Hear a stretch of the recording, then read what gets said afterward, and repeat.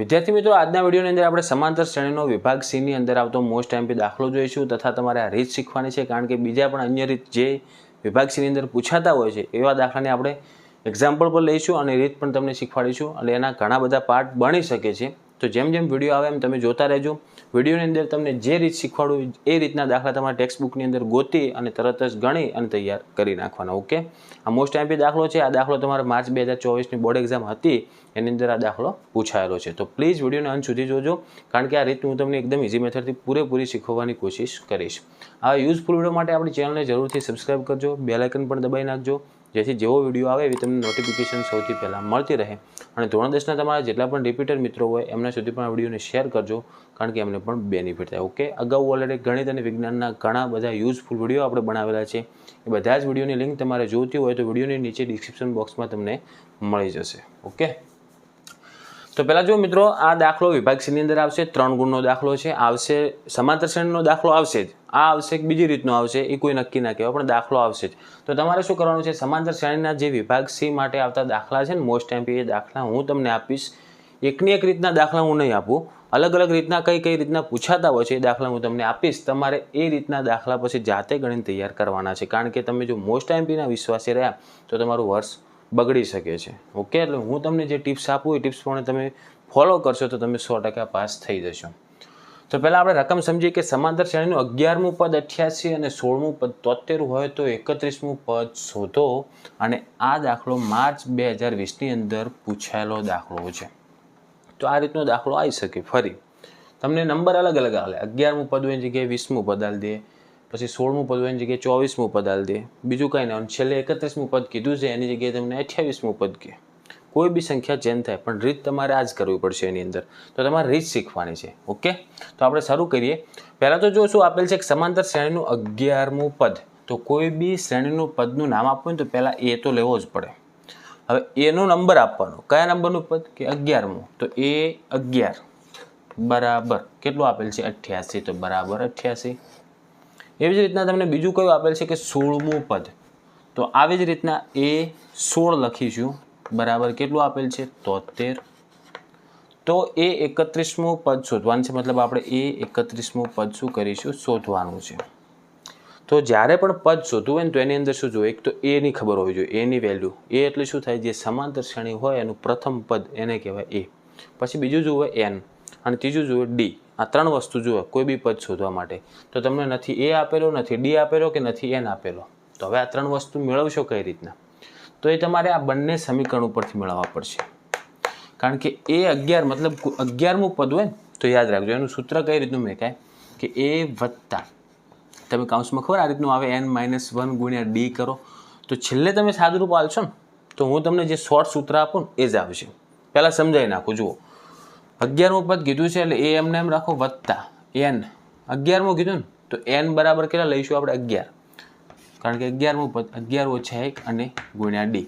તો 11માંથી 1 જાય એટલે કેટલા વધે કે 10 અને 10 ગુણ્યા ડી, તો એ વત્તા 10 ડી. આ થઈ ગયું 11મા પદનું શોર્ટ સૂત્ર. હવે યાદ કઈ રીતનું રાખવાનું એ પણ તમને સમજાવું કે 11મું પદ હોય તો જુઓ પાછળ ડી કેવો આવશે, એક અંક નાનો આવશે 10 ડી, એ વત્તા 10 ડી.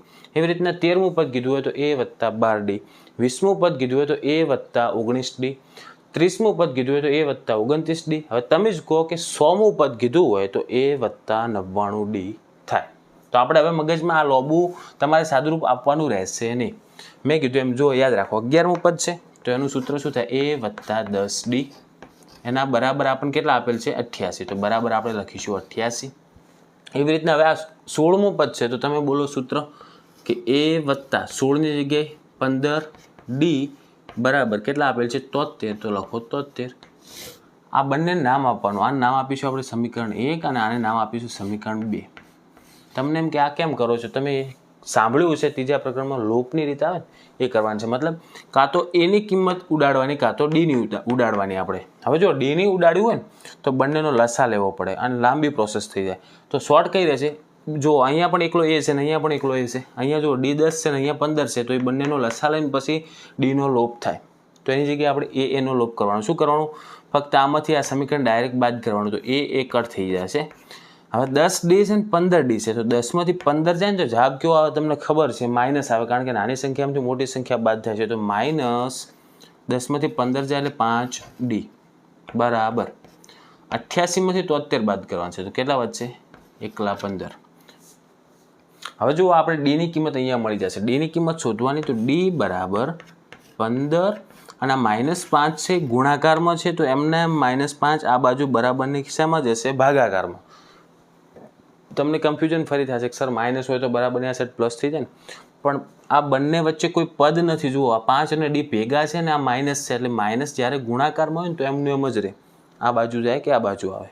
ઓકે, તો D ની કિંમત હવે 5 તરી 15. હવે આ પ્લસ માઇનસ કેવું રહેશે? માઇનસ. તો D ની કિંમત મળે આપણને -3. આપણને D ની કિંમત તો મળી ગઈ. હવે શોધવાનું ક્યાંની રહી કિંમત? એ નહીં, કારણ કે આપણે 31મું પદ શોધવું છે. તો 31મા પદનું સૂત્ર, શોર્ટ સૂત્ર કયું થાય? મેં તમને કીધું એ મુજબ A વત્તા 31 નંબર છે ને, તો A વત્તા 30D લઈ લેવાના.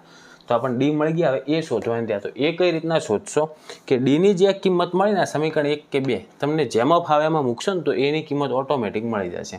તો આપણે નાનું સમીકરણ કયું છે? અહીંયા જુઓ પહેલું રહ્યું ને, તો એની અંદર આપણે D ની કિંમત મૂકવાની. D ની જે કિંમત મળે એ અંદર મૂકી દેવાની. તો અહીંયા લખવાનું કે સમીકરણ 1માં કિંમત મૂકતા. નહીં લખો તો પણ ચાલશે, પણ થોડુંક લખજો એટલે સાહેબને માર્ક્સ આપતા ફાવે. એ એમને એમ રાખો વત્તા 10 અને D વચ્ચે ગુણાકાર છે, તો 10 ગુણ્યા, કારણ કે કોઈ નિશાની ન હોય તો ગુણાકાર કહેવાય. 10 ગુણ્યા D ની કિંમત કેટલી આવી? -3. તો હવે લખીશું -3 બરાબર થાય છે 88. હવે આપણે A ની કિંમત તો શોધવાની છે, તો પહેલાં આ બંનેનો ગુણાકાર કરી નાખો. આ પ્લસ છે ને આ માઇનસ છે, તો પ્લસ માઇનસ કેવું થાય ગુણાકારમાં? માઇનસ. તો A -10 તરી 30 બરાબર આ સાઈડ આપેલા છે 88. તો 88 એમને એમ રાખો.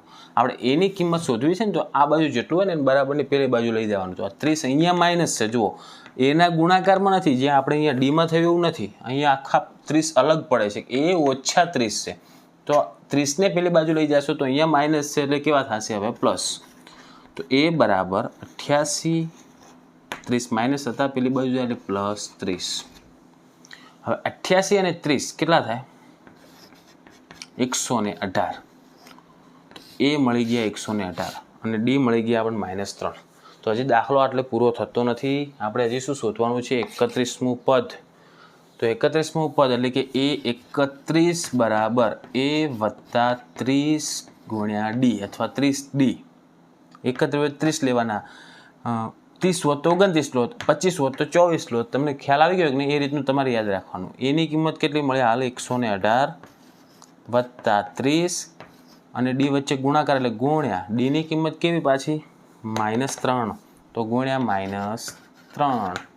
હવે જો 118 એમના એમ, આ પ્લસ છે અને આ માઇનસ છે, આ બંનેનો ગુણાકાર પ્લસ માઇનસ કેવો થશે? માઇનસ. અને 30 તરી થાય 90. તો 118માંથી 90 બાદ કરવાના છે, એટલે આપણને જવાબ મળશે 28. તો 31મું પદ કેટલું આવ્યું? 28. થઈ ગયું મિત્રો?